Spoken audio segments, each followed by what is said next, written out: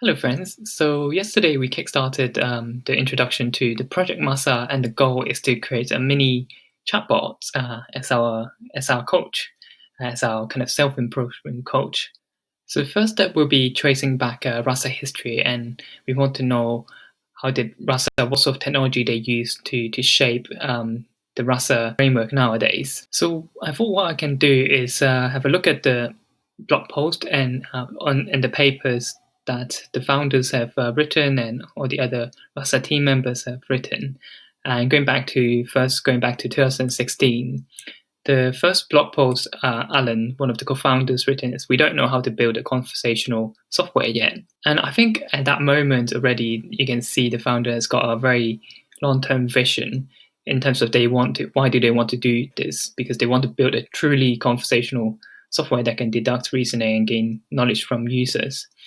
So at that moment, they said there are three levels of conversation. With the first level, a simple HTTP request and response. For example, let's say I want to get a flight from place A to B, and then we extract the entities A and B from the sentence, from the input text, and then do some sort of HTTP request and get information back to the users.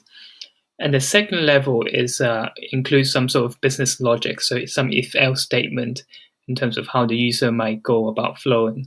As you may imagine, this will be quite difficult because there might be a lot of edge cases we have to handle. So which comes to what Rasa wants to build is the third level of conversation, which is follows the human conversation in a very fluid way. Now, in this initial blog post, Alan mentioned two different ways of doing so. The first is the deterministic method, which is using pre-trained models. For example, word-to-vec, GLOF, plus LDA for topic modeling to get a good out-of-the-scope response. Because sometimes user may not input exactly as what you expect to be the list of entities you're expecting. And another approach he talked about is the deep learning and reinforcement learning approach, where at that moment of time it was pretty popular. But the problem is it's not very scalable because the reward is at the end of the conversation. And as we know, humans are unpredictable and their conversation can change dramatically throughout the time. And also because the reward is at the end, it could take a long time before the agent get rewarded. So it's difficult to train as well. So later on in September 2016, one of the blog posts, do-it-yourself NLP for bot developers. I think this is a really good blog post, and I encourage you to look at it because he mentioned the reasons why we should build our own chatbot, and he provided some code as well for us to follow on. So if we think about chatbot assistant, for example, very often we have some sort of input text, and that input text contains intent and keywords. For example, I want to order a margarita pizza, and the intent is to order some food, and the keywords will be margarita pizza.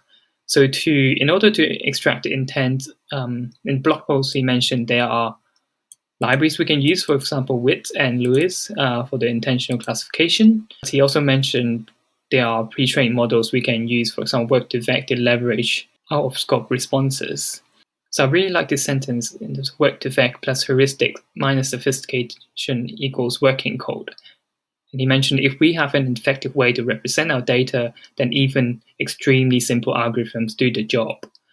The reason why I really like this quote is because very often when we are tackling some sort of business problem, we don't need the state-of-the-art model in order to achieve the job. And keeping this simple shaped Rasa's future in terms of in 2017 and later on, how did they develop their first models. For example, we have got a list of cuisine types, so Mexican, Chinese, French, British, and American.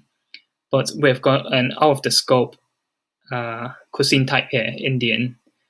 So by using word-to-vec, we can find a similar distance between the reference words and the entity word here. In this case, pseudocode will be find similar words. The embeddings will be the word embeddings from word-to-vec, for example, the reference we are looking at here, a list of reference, and then the text is the input text, and some sort of threshold to say above which then we consider them as similar. And yeah, so this is 2016, and I'll talk about more 2017 and onwards in a different day.